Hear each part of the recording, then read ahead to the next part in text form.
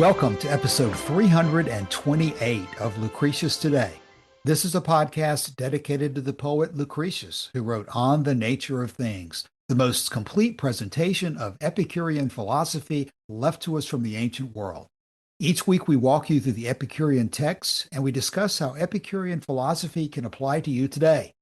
If you find the Epicurean worldview attractive, we invite you to join us in the study of Epicurus at epicureanfriends.com, where we discuss this and all of our podcast episodes. We're continuing this week in Cicero's academic questions. We completed section 7 last week and we'll be moving into section 8 this week. But as usual, before we do get back into it, I'd like to make a couple of comments about where we are, why we're doing this, what's going on exactly, and how, in fact, this relates to Lucretius, since we entitled the podcast Lucretius Today. And in doing so, what I'd immediately point out to everyone is that in Lucretius's poem, he starts out with a long discussion of the nature of the universe, the way things work at a fundamental level. And for those of us today who don't immediately understand why he's talking in such detail about the way the universe works, the issues that we're going over in academic questions put all of that in perspective.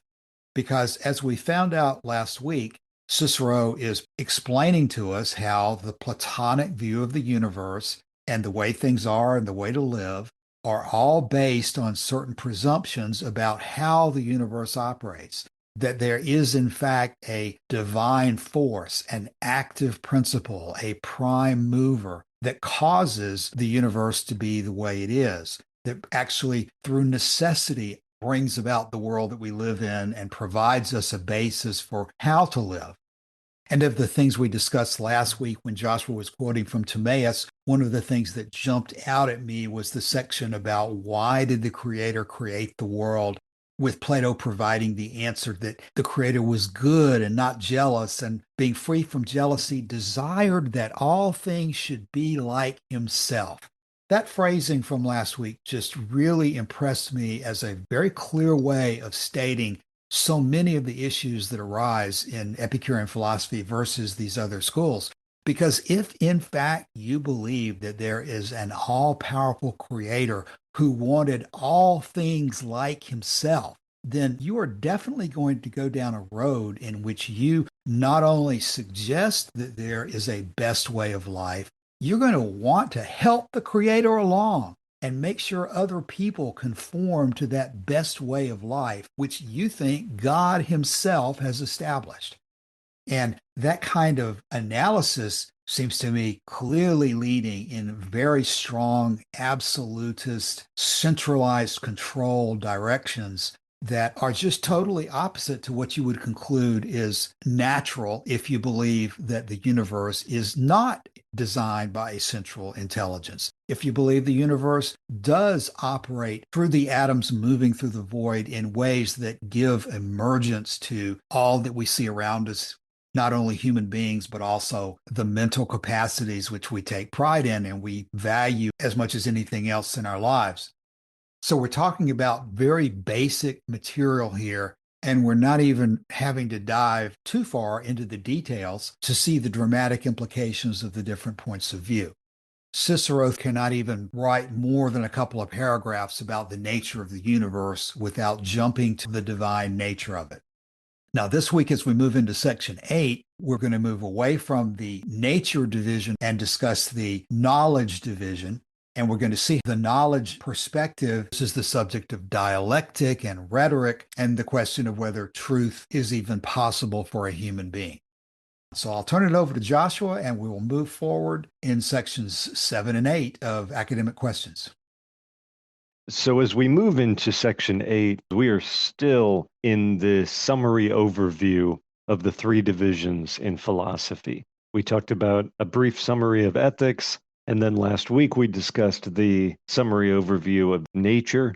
And this week we come to the third division, which Varro is going to continue to insist was handled more or less the same by both schools in this case meaning the academics following Plato and the peripatetics following Aristotle. But I'm going to move a little bit forward here into section 9 first and point out that right away in section 9, we're going to start to get into the differences between Plato and Aristotle.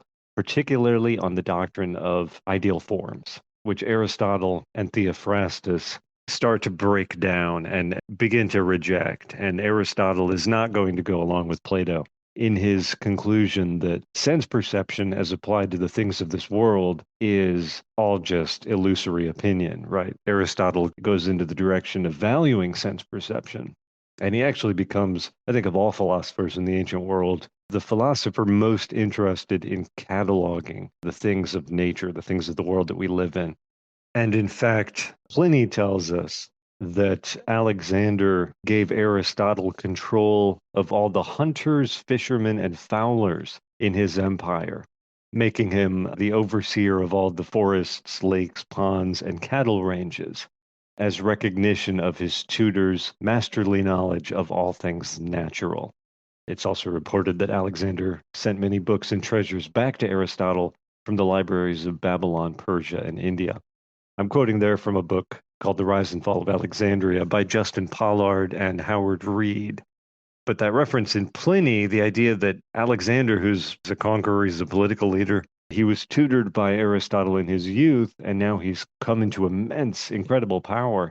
And part of what he's doing with that power and with the control over a wide area of land that that power has given him is he is determining that people all around that empire should send new and interesting things they find to Aristotle. Aristotle is sort of credited with founding the first museum, a collection of specimens and examples taken from nature that he can use while he's lecturing to aid him in making a point. And so he's interested in animals, in fruits, in the juices that come from fruits. He's got whole books about this stuff. So we're going to get next week, probably, but maybe this week, into where there starts to be a break between Plato and Aristotle on these key points. And everything we're talking about today is going to be subject to that division between those two schools. Even though Varro says at the beginning that the third part of philosophy, which is next in order, being conversant about reason and discussion, was thus handled by both schools, we're already getting into a division between the two schools. That is the first sentence of section 8, and he continues, they, the thinkers of both schools, said that although it originated in the senses, still the power of judging of the truth was not in the senses. They insisted upon it that the intellect was the judge of things. They thought that the only thing deserving of belief, because it alone discerned that which was always simple and uniform, and which perceived its real character. This they call idea, having already received this name from Plato, and we properly entitle it species, or species in Latin, which is a translation that is being used for the Greek word idea, both of them meaning in this context these ideal forms of Plato. We're reading from the Young translation. He's going to keep using species to translate idea, and we'll try to make it clear that there is that distinction going forward, because the Rackham version of the text uses just the word form to translate, which is probably more clear. In Latin, the word species can also mean just the face or the aspect of a thing. So using it for the form or the appearance of something, it makes sense from that context. And it is the Latin word that Cicero uses in the text here. So we are going to keep encountering this. And like I said, we're just going to try to make it clear that we're dealing with a translation issue here. But when we talk about species, we're talking about ideas. We're talking about the ideal forms of Plato. Varro then continues. He says, but they thought that all the senses were dull and slow, and that they did not by any means perceive those things which appeared subjected to the senses, which were either so small as to be unable to come under the notice of sense, or so movable and rapid that none of them was ever one consistent thing, nor even the same thing, because everything was in a continual state of transition and disappearance. And therefore they called all this division of things one resting wholly on opinion. But they thought that science had no existence anywhere except in the notions and reasonings of the mind, on which account they approved of the definitions of things and employed them on everything which was brought under discussion. The explanation of words was also approved of, that is to say, the explanation of the cause why everything was named as it was, and that they called etymology. Afterwards, they used arguments and, as it were, marks of things for the proof and conclusion of what they wished to have explained, in which the whole system of dialectics, that is to say, of an oration brought to its conclusion by ratiocination, was handed down. And to this there was added, as a kind of second part, the oratorical power of speaking, which consists in developing a continued discourse composed in a manner adapted to produce conviction. Joshua, thanks for reading that. Before we go further, you've brought it out in your reading already, but not only the word species, but there are several words here that it would pay us to spend some time making clear what they really are referring to. And we can do that by comparing it to rackham as you've done with species. But I note the same thing is going to apply with the word science, which you read there. Rackham translates that word as knowledge instead of science. And I don't know that we should pass over this opportunity to really be clear about what's being discussed here, because I know this is something that I probably fell into in the past and maybe am still subject to myself. But when I read one of these relatively older translations that uses a word like species in a way that I'm not familiar with, I tend to just gloss over the whole thing and move on and don't take the time to understand what really is being discussed. For example, you come across the word species, and in my case, I start thinking about ducks for some reason. I start thinking about categorizing animals, and that's the only thing I can put into the word species in my mind. But it's not that that's being referred to. Form is the way we discuss this, and form doesn't always mean a lot to everybody either. Ideal, but idea maybe grasps another aspect of what we're talking about that's important. So probably this section is important enough for us to go through and make sure we pull out any difficult concepts like that and make sure that we have made them clear. Because it's this issue that split up the different successors to Plato and the schools that thought they were following Plato. And it's not particularly easy for us to follow and understand exactly what Epicurus is saying about this either, because these issues are not things that we talk about every day. The ultimate question behind them, though, is extremely important and relatively clear and simple in the end, because it always brings you back to this question of what is truth? What is reality? What does it mean to prove something? What does it mean when you say that something is real versus an illusion? What are the requirements of something to be true?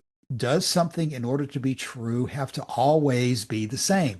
How does this fit into the discussion of being versus becoming? Those are things that are very difficult, I think. At least I'm going to say in my own situation, they have been a huge obstacle in my life to digging into what really is being discussed here and preventing many of us from absorbing what really is at stake. Because whether you take Rackham or Young or any other translator, the thrust of what is being said here is the issue of understanding the question of, as Cicero says, the power of judging of the truth, and whether that power is in the senses or whether it is somewhere else. Sticking with that for just a moment, I do think Epicurus would agree that the senses do not judge truth. The senses do not give you an opinion of anything. The senses simply report what it is they receive. The judgment of what is true and false comes from, in Epicurus's view, the process of applying reason to the senses and comparing the different observations you make over time and from different perspectives and coming to a conclusion that over time brings the different observations into a consistency with each other. That's largely this issue of whether the atoms or the makeup of the universe moves so fast that it can't ever be understood. And that's where Diogenes of Oinoander makes the point that, yes, there is a flux in things, there is a constant motion, but that flux is not so fast that our natural faculties cannot make sense out of it. Even as I say that, though, the important aspect of it is that, yes, the senses are able to provide the data from which you can grasp the truth from the Epicurean perspective, but it is not the senses themselves that deliver on a platter an opinion that you can consider to be right. There is a process involved in it. What Plato and Aristotle and these other schools did, however, was to conclude from that observation that the senses cannot be trusted, that they're deceitful, and that the mind, therefore, has to take the place of the senses. And I don't know that there's a better way for me to compare it at the moment than to say simply that I think Epicurus is using both reason and the senses and combining them together in a way that he sees to be the natural way to do things to arrive at the conclusion that reality and truth are something that you can make right opinions about. The way I'm reading Cicero to be summarizing Plato and Aristotle is that all opinion is always suspect, that there is no such thing as right opinion. There is probable opinion, but in order to say that something is true, you must refer to the ideal forms which are outside of and not visible to the senses. So, as you've already pointed out, Joshua, there's this issue of the word species. And what that refers to in our terminology today is ideal form. There's also the issue of science.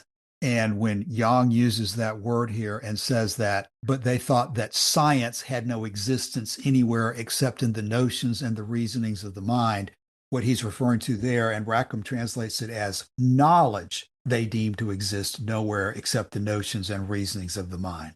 And Rackham continues that sentence by saying, consequently, they approved the method of defining things and applied this real definition to all the subjects that they discussed. It occurs to me to make the point that that's the title of Lucretius's poem, De Rerum Natura, the nature of things. And to some extent, that's really what we're talking about as well, is that we're getting to the question of, is it possible to have a right opinion about things?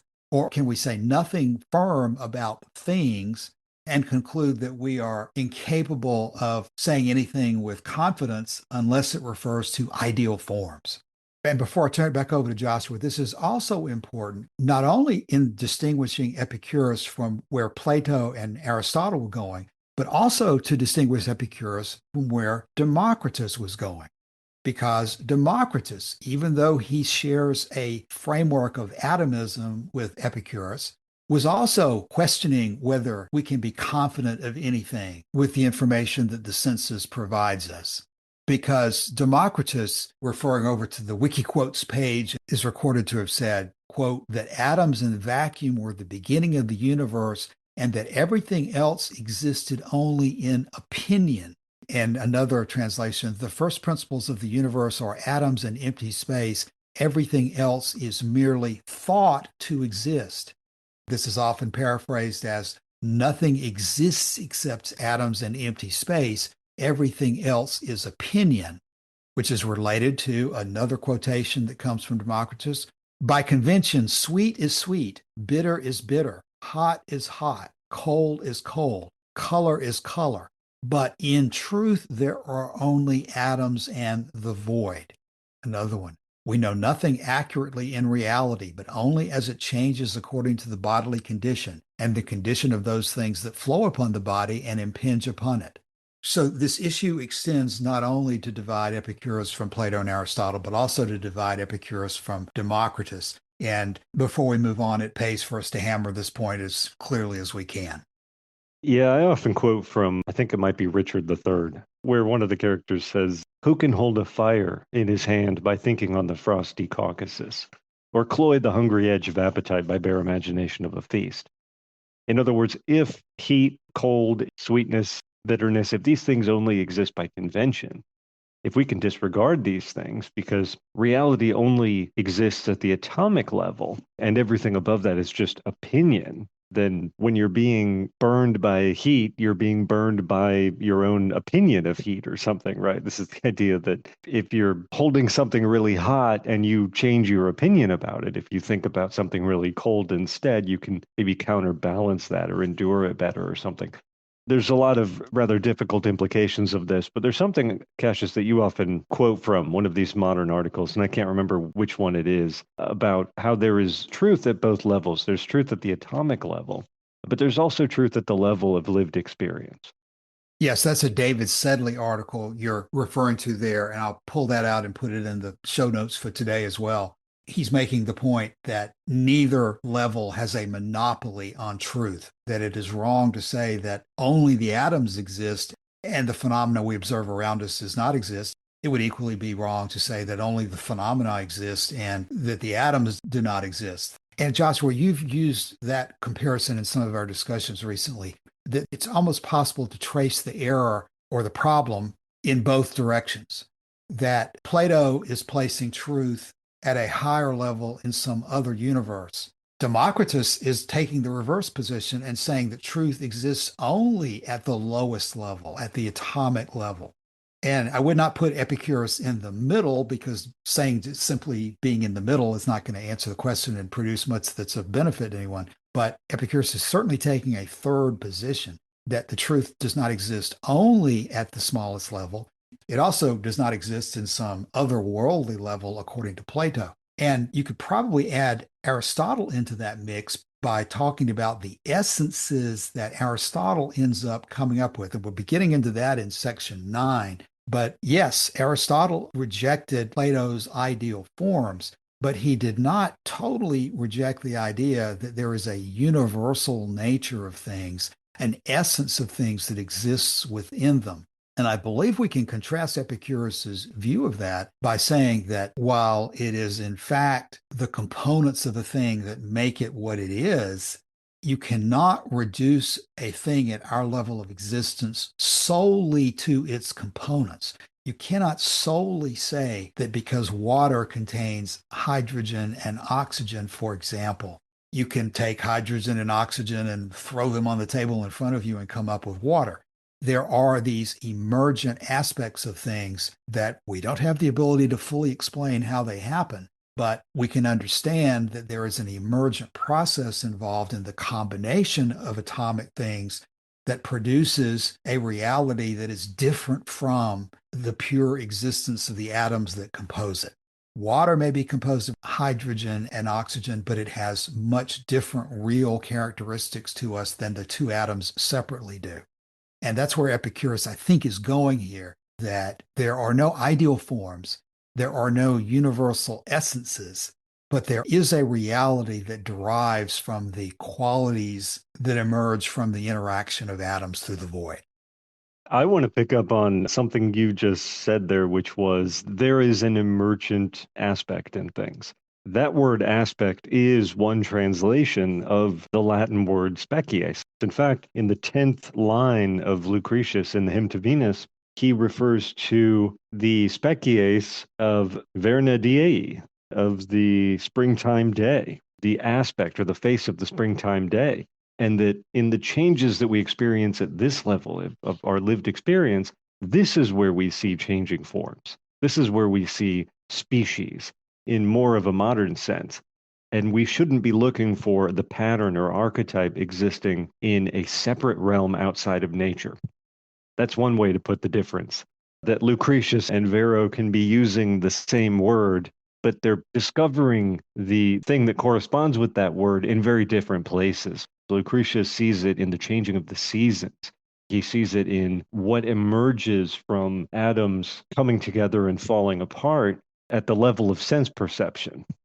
And Varro is pointing to the realm of ideal forms. That's where we see what we call species. That's where we see these forms and everything at our level of reality, including the changing of the seasons and so on, is mere opinion, colored by the frailty and the weakness of sense perception. The senses, as he says, are dull and slow, and they do not by any means perceive those things which appeared subjected to the senses, below the senses, which were either so small as to be unable to come under the notice of sense, or so movable and rapid that none of them was ever one consistent thing, nor even the same thing, because everything was in a continual state of transition and disappearance. This is that Heraclitean flux again. And the text that Varro is drawing his explanation of Platonism from is probably, again, the Timaeus, which I've been quoting a lot from. But we should go back into that because we'll see expressed in perhaps a little more detail the point that Varro is trying to make, the point that Cicero, in quoting Varro, is trying to get across. Timaeus in the dialogue says, "First, I must distinguish between that which always is and never becomes, and which is apprehended by reason and reflection, and that which always becomes and never is, and is conceived by opinion with the help of sense. All that becomes and is created is the work of a cause, and that is fair which the artificer makes after an eternal pattern. But whatever is fashioned after a created pattern is not fair. Is the world created or uncreated? Created, he says, being visible and tangible and having a body, and therefore sensible. And if sensible, then created. And if created, made by a cause. And the cause is the ineffable Father of all things, who had before him an eternal archetype. For to imagine that the archetype was created would be blasphemy, seeing that the world is the noblest of creations, and God is the best of causes. And the world being thus created according to the eternal pattern is the copy of something. And we may assume that words are akin to the matter of which they speak. What is spoken of the unchanging or intelligible must be certain and true, but what is spoken of the created image, the sensible, in other words, can only be probable. Being is to becoming what truth is to belief. And amid the variety of opinions which have arisen about God and the nature of the world, we must be content to take probability for our rule, considering that I, who am the speaker, and you, who are the judges, are only men. To probability we may attain, but no further. How many times have we heard Cicero take recourse to that little anodyne, right? That to probability we may attain, but no further. This passage here in Timaeus and the context in which this passage occurs is a huge source for the epistemology of Plato that gets picked up by Cicero and by Varro. And we see a lot of the same points made here that we've read in the text for today, right? That there is a distinction between reason and sensation, and that the knowledge, the scientium, which is translated probably wrongly, as you say, Cassius, by Young as science, the knowledge that we attain or think we attain through sensation is actually colored by opinion to the extent that it becomes unreliable. The knowledge that we gain by reason, by building up an argument, by dialectical cross-examination, this kind of knowledge, the knowledge particularly of the ideal forms, this is knowledge that we can rely upon. The power of judging of the truth, says Varro, is not in the senses. The intellect is the judge of things. Joshua, on that point that you've just quoted from, how would you say Epicurus would tweak that statement? Because I do think we agree, and have said many times on the podcast, that the senses do not provide their own opinion. The senses don't provide a fully developed statement about something. They just provide raw data that the mind does have to assemble. So again, having quoted what you just quoted, how do you think Epicurus would express that? Well, the analogy that we've often used in the past is that the senses are like witnesses in court.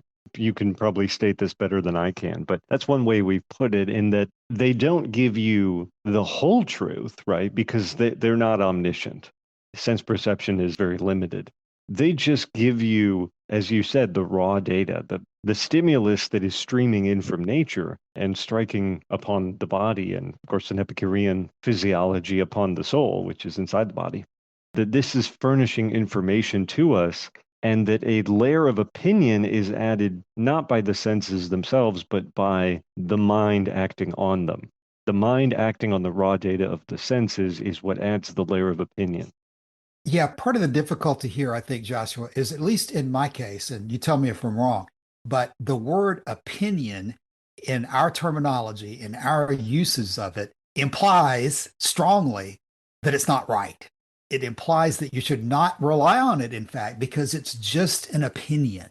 And I don't think it necessarily needs to have that connotation, but I think in our common usage, that's what's going on a lot. When you say something is an opinion, that is a dismissive term.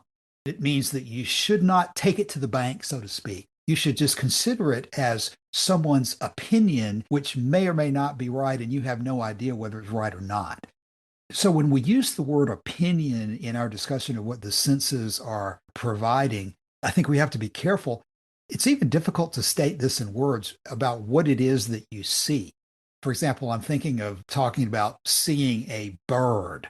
Well, the eyes don't report to you that what you're seeing is a bird. The eyes don't report to you that what you're seeing is the color red if you see a red bird. The eyes don't report to you that you're seeing feathers. The eyes don't report to you anything that basically you can put into a word. They provide what we keep calling sensory data or perception data. But the actual categorization of what that data is does take place in the mind and not in the senses themselves. It appears to me in reading all this that from that observation, the Platonists are going to take the position that, well, you don't even need the senses. You can just take what the mind gives you and totally jettison the senses because they're just lying to you. But I don't think Epicurus would agree that they're either lying or, quote, telling the truth in the sense of giving us a true opinion. They're providing very, very raw data from which we assemble every conclusion that we come to about what the senses are providing. And even though, as we describe it, it can start to sound like it all comes together in the same thing, I don't think it does when the Platonists take the position that the senses are actually lying. Epicurus wouldn't say necessarily that they're telling the truth, but that the truth can be obtained through the senses. And that's not exactly the same thing. The first thing I would say is that sensation does not add opinion, according to Epicurus. Are we agreed on that point? Absolutely, we are agreed on that. That opinion can be right or wrong, but the senses are never right or wrong. The senses are what they are. Right, exactly.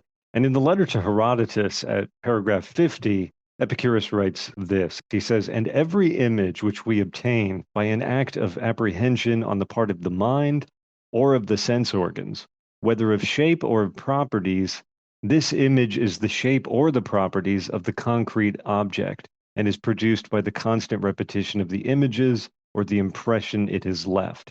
Now, falsehood and error always lie in the addition of opinion with regard to what is waiting to be confirmed or not contradicted, and then is not confirmed or is contradicted." So, just what you said there, the data that comes to us through sense perception is neither right or wrong as such, because the very idea of right or wrong, that exists as an act of judgment, the judgment that we make about the data and about the opinion that gets layered onto the data almost without even thinking about it, right? There's that classic example of four blind men touching an elephant, and one of them touches the leg and says it's a tree. One of them touches the trunk and says it's a snake. One of them touches the ear and says it's paper or leaves or something. And the point is that we reach these snap judgments at real time as the data is streaming in, and without too much thought. And we have to go back over it and rethink about what we've experienced and what that corresponds to in nature, because the opinion that gets added on gets overlayered so quickly by our judgment.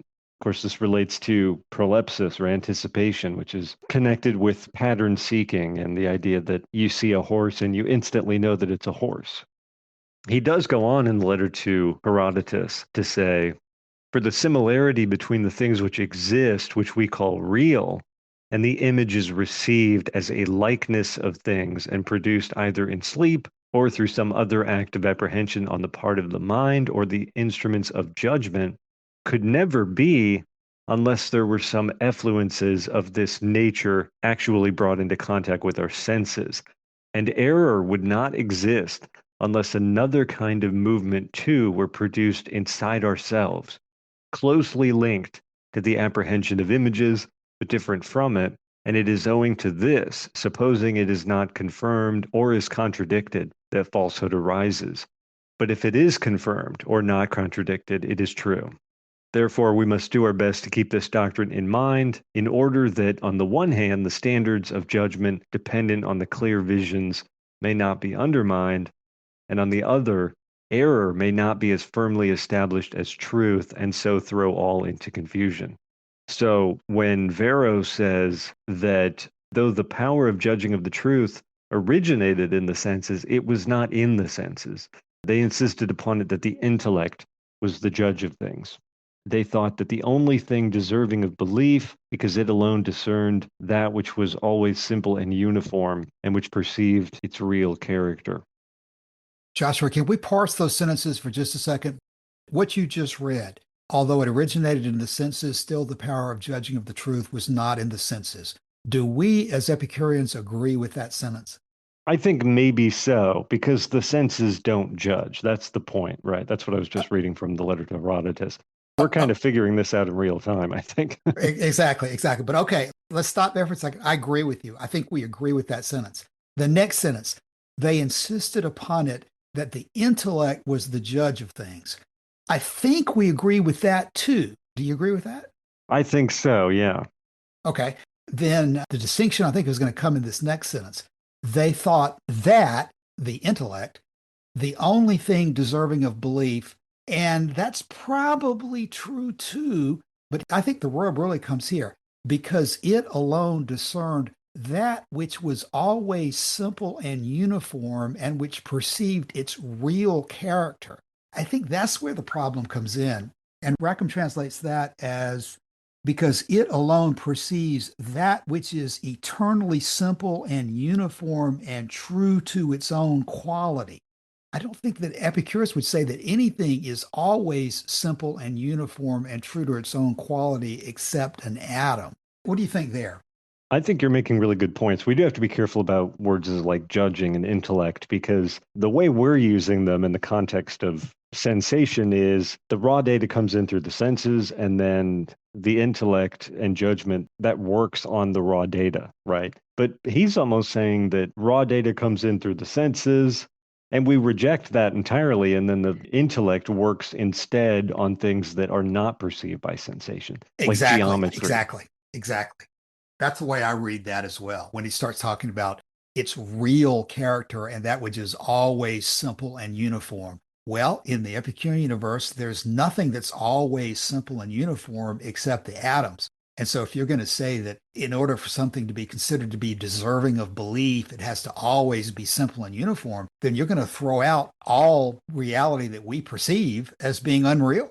Exactly. And this is the whole thing with the analogy of the cave, right? The whole point is the goal is not to try to figure out or to attain the best level of judgment on the flickering images on the wall of the cave. That's not the goal. The goal is to abandon those images.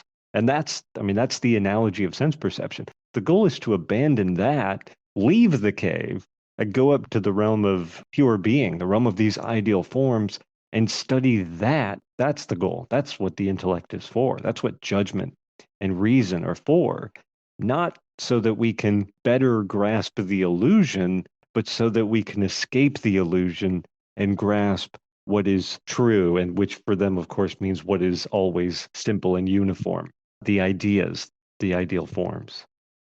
And skipping down a couple of sentences, that's where Varro goes to the division of things was resting wholly on opinion when you're talking about the senses. And they say that they thought that knowledge has no existence anywhere except in the reasonings of the mind. The basic issue is they are focusing on these ideas, which they say are the source of truth and are not accessible to the senses. And as you said a moment ago, they're basically throwing the senses out as having any ability to assist you in forming any truth about the ideas. And that's just totally incompatible with considering this world to be real. And this is where the implication of this is that everything in our world is an opinion. You can be lying in a hospital bed, eaten up with cancer, totally feeling nothing but excruciating pain. And they're going to tell you, well, it's just your opinion. An opinion means that it's not truly real because it's not eternal.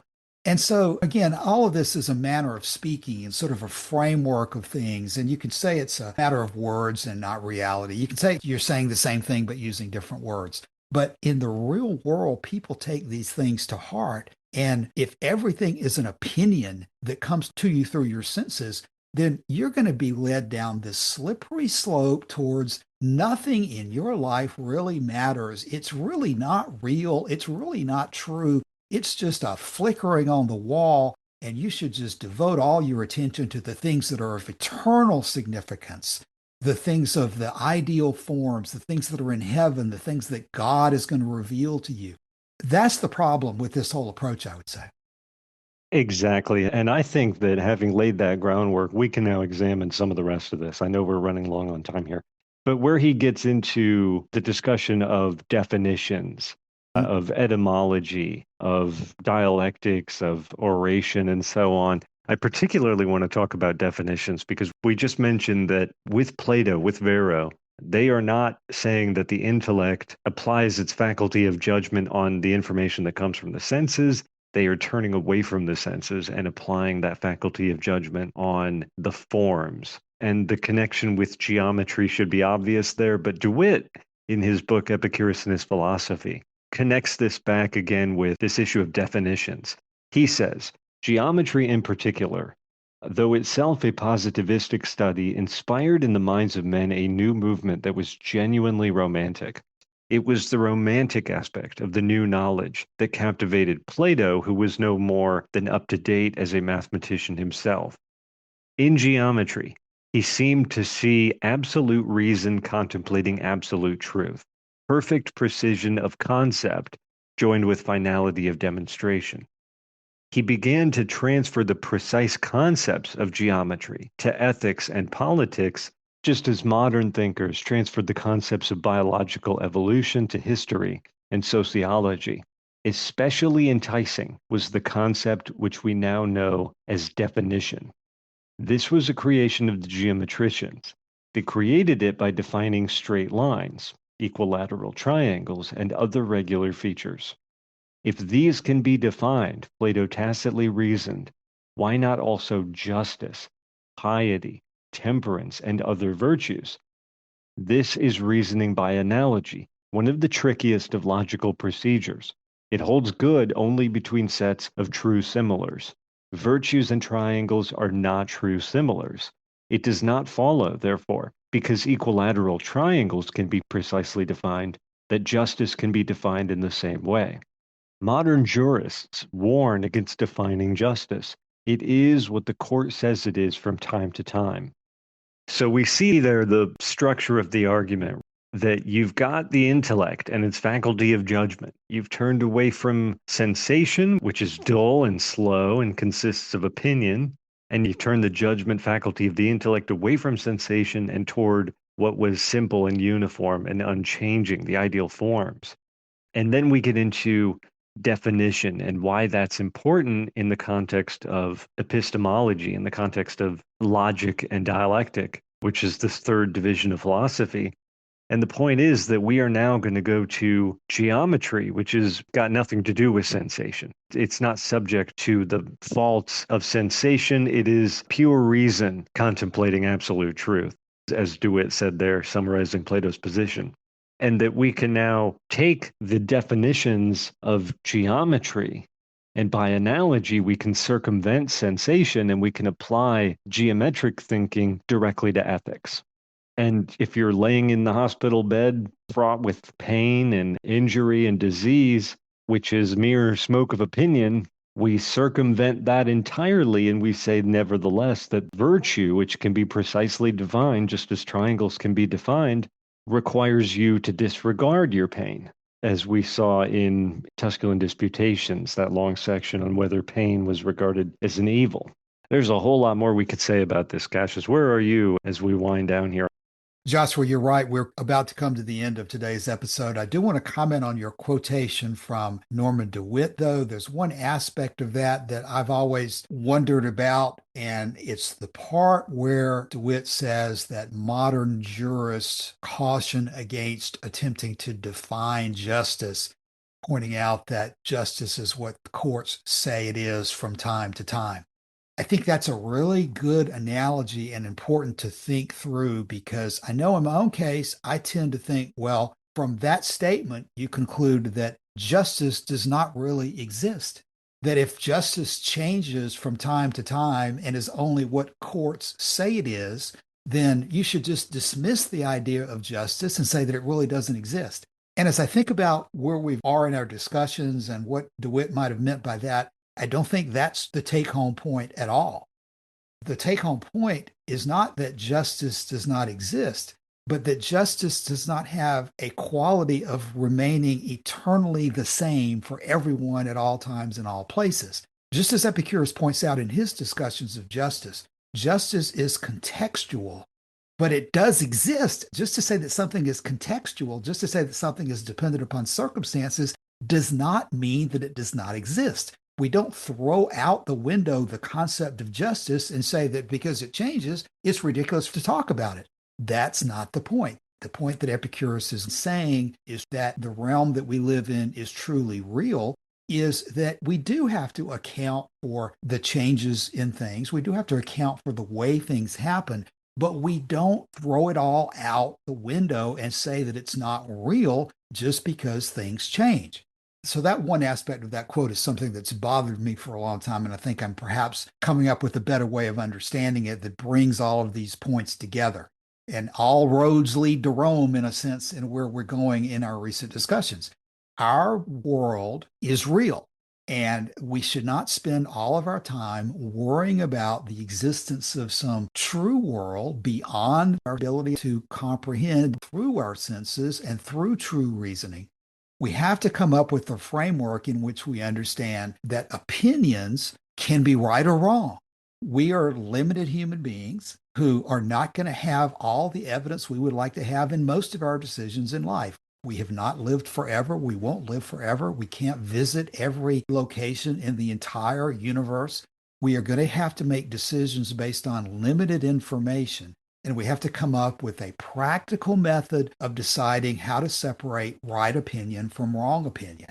And we don't do that by saying that the senses lie to us and throwing them out and saying only through syllogistic logic, through geometry, and through abstract calculation can we come up with truth. That is a prescription for disaster, but that is exactly the direction that Plato and all the various forms of idealism go in. Any final thoughts today, Joshua, before we conclude? Yeah, let me follow up on the distinction between opinion and knowledge, or we've been calling it true knowledge or truth or whatever. The words in Platonism and in rhetoric that get opposed to each other are doxa, which is opinion or appearances, that which seems to be, and episteme, of course, which we know as knowledge and has been translated into Latin as scientium, and wrongly translated that into English probably as science in the context of our conversation today. And I'm on the Wikipedia page for doxa. And as a hint of maybe where we're going here, because Plato sees doxa, opinion, appearance, as being something of a snare. It's a trap that confuses people, that gets people wrapped up in wrong ideas and so on. So he rejects it. Wikipedia, the page of doxa that I'm reading from, says Aristotle, Plato's student, objected to Plato's theory of doxa, appearances or opinion. Aristotle perceived that doxa's value was in practicality and common usage, in contrast with Plato's philosophical purity, relegating doxa or opinion to deception. I think that has been part of our conversation today as well, Cassius, with you asking earlier whether opinion was always a bad thing, right? That, well, that's just your opinion. Is this something we should always reject? And Aristotle strikes a note here that I think is far more reasonable than where Plato goes, which is we don't have to remain so philosophically pure in our devotion to, the ideal forms and so on, as to regard the appearances of things, the doxa, as to regard them as deceptive falsehoods. That this has use at the practical level of existence, at the practical level of pursuing knowledge. And that, I think, is maybe closer to Epicurus's own view. And of course, Epicurus does not hold Plato's revulsion when it comes to the word doxa in Greek either, because of course the principal doctrines are the curiae doxae, the authorized opinions of Epicurus, you might call them. Calling them opinions in that context probably isn't entirely right. But there is not the skepticism towards doxa that we see in Platonism, in Epicureanism. Absolutely. We'll go further into it next week. This is all very deep material. And I think there's an analogy between considering all opinion to be something to be dismissed and using the word that you used a moment ago about practical. There's a negative connotation about practical that, well, you're settling to be practical. You're not aspiring to the ideal of absolute truth when you're just simply being practical. When you accuse somebody of being practical, you're saying that, oh, they are just making a decision that they have to make because they haven't had the time or the ability to come to what's really true. They're just being practical. And a lot of what we're talking about here is the right attitude towards these words, the right understanding of whether opinion can be right or wrong, whether practical is necessarily inferior to the ideal, because does this ideal that Plato is talking about even exist? Is it just a totally wrong understanding of nature and the universe that places you on the defensive to even talk about it? Are we necessarily just giving up and checking out by talking about practical reality? Or when we do use the term practical reality, are we discussing the only reality that does exist? We'll continue to get into this next week in section 9. So, okay, we'll stop there today. As always, we invite everyone to drop by the Epicurean Friends Forum and let us know if you have any questions or comments about this podcast or our discussions of Epicurus. Thanks for your time today. We'll be back again soon. See you then.